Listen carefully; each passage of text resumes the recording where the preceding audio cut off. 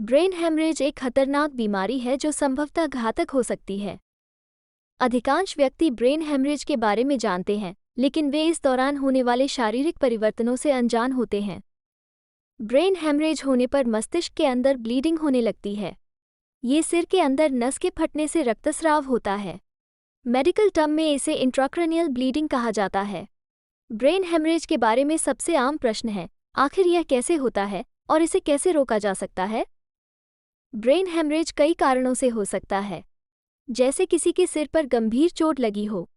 Brain haemorrhage किसी गंभीर चोट, वाहन दुर्घटना या किसी अन्य प्रकार के सिर के आघात के परिणामस्वरूप हो सकता है। उच्च रक्तचाप रक्त वाहिकाओं की दीवारों, मस्तिष्क के न्यूरॉन्स को भी नुकसान पहुंचा सकता है और इसके परिणामस्वरूप रक्तस्राव या रक्त वाहिकाओं का फटने का कारण हो सकते हैं। मस्तिष्क में रक्त का थक्का जमने से भी ब्रेन हेमरेज हो सकता है। एथेरोस्क्लेरोसिस या धमनियों में फैट के जमा होने की वजह से भी ब्रेन हेमरेज का खतरा बढ़ता है। दिमाग की नसों की दीवारों के अंदर एमाइलॉइड प्रोटीन यानी सेरेब्रल एमाइलॉइड एंजियोपैथी की वजह से भी ब्रेन हेमरेज होता है। ब्रेन ट्यूमर जो दिमाग के टिश्यूज पर दबाव डालता है, इससे भी ब्लीडिंग हो सकती है और ब्रेन हेमरेज हो जाता है। धूम्रपान, अत्यधिक शराब पीने और कोकीन के सेवन से भी ब्रेन हेमरेज का खतरा बढ़ जाता है।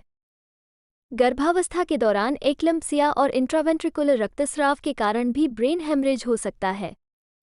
ब्रेन हेमरेज कैसे होता है? ब्रेन हेमरेज कई कारणों से हो सकता है। जब मस्तिष्क को पर्याप्त ऑक्सीजन नहीं मिलती तो मस्तिष्क की कोशिकाएं मरने लगती हैं। ऐसी स्थिति में शरीर के भीतर की गतिविधियां प्रभावित होने लगती हैं। इसे सेरेब्रल हेमरेज या इंट्राक्रैनियल हेमरेज भी कहा जाता है। ऐसी परिस्थितियों में यदि ऑक्सीजन की कमी 3 से 4 मिनट से अधिक समय तक बनी रहती है, तो मस्तिष्क की नसें बुरी तरह प्रभावित होती हैं। परिणामस्वरूप मस्तिष्क की तंत्रिकाओं पर गंभीर प्रभाव पड़ता है।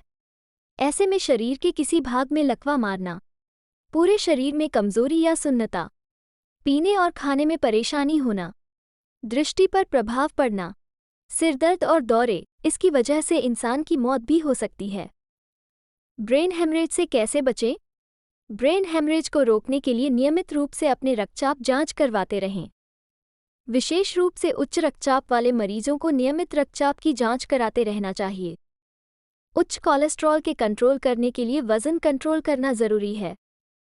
ऐसे में शराब का सेवन कम करें, पौष्टिक आहार लें और नियमित व्यायाम करें।